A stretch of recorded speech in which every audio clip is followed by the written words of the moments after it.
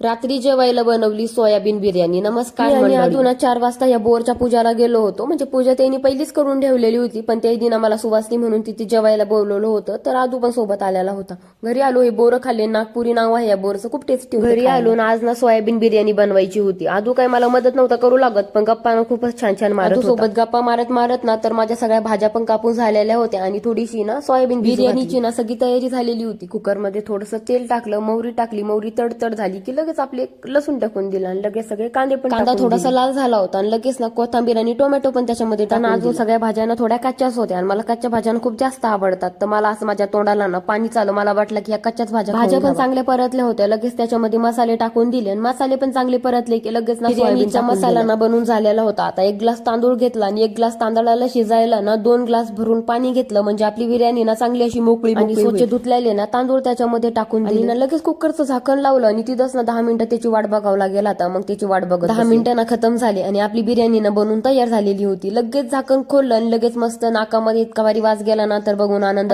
तुम्हाला वाटत असेल की ही सवी ना एवढी भारी बिर्याणी कुठून शिकली, तर या माझ्या ना राधाताईंना शिकवलेली आहे. मला ना कुकर मध्ये बघून तर काही मन भरणार नाही. लगेच प्लेट घेतली आणि प्लेट मध्ये ना खूप सारी अशी बिर्याणी टाकली.